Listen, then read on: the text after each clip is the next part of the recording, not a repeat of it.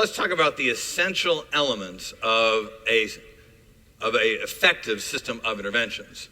How you implement these elements are going to vary from school to school, but these things are in place. If you want all kids to learn, these pieces have to be in place. Where would we start? Well, to understand where we should start, I want to ask you a question, teachers.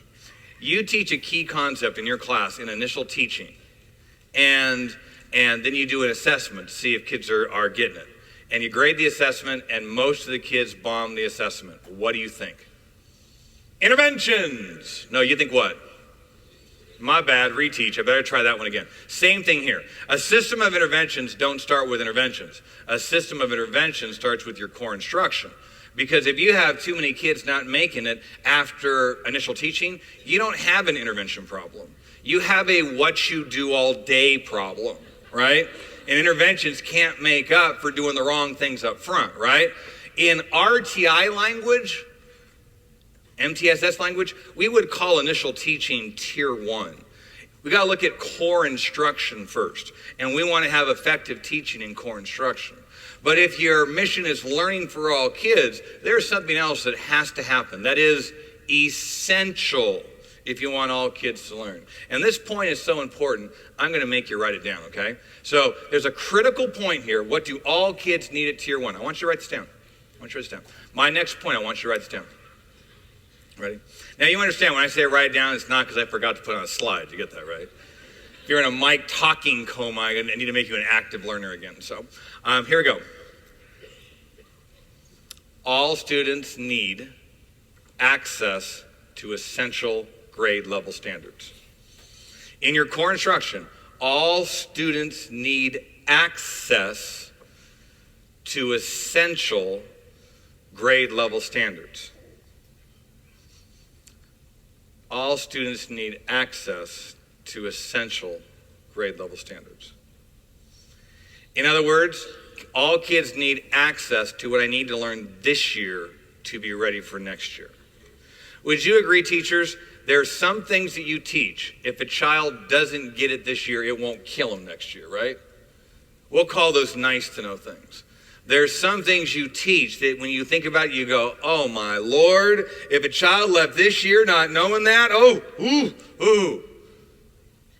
We'll call those got to knows. Every child has to have access to the got to knows for this year that I need to have for next year, or the next course forward in my discipline. Why is that? Teachers, you already know why. Here's a question for you. Elementary school teachers, why do you hate it when kids are pulled out of your class to get interventions? Why? Because they missed stuff, exactly right. So you understand, I'm a 4th grader, and there's some things I should have learned already, but my core instruction is already moved on, right? So the teacher's not teaching that in class now, but I need extra help. So the school says, well, we'll pull you out and have you work on it with somebody else. Okay, but my teacher's teaching at that time something I need to learn this year for next year. So do you understand I'm not catching up? Why? 1 step forward, 1 step back. I make up the skill I'm missing, but I miss the next skill, so I'm still behind, aren't I?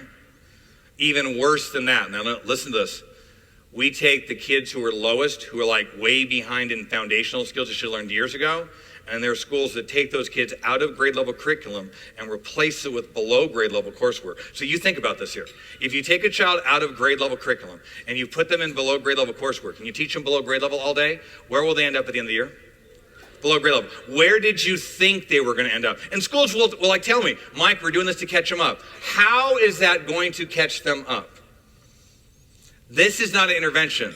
That's tracking. We have 100 years of research on tracking. Do you want to know what it says?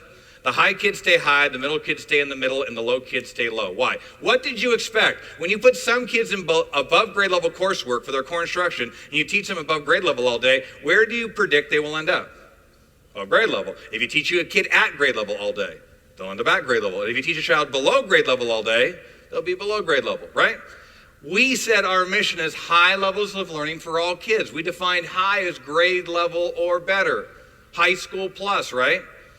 So here's my point. To learn at high levels, you must be taught at high levels. That means all kids need access to grade level essentials. Now, I know some of you are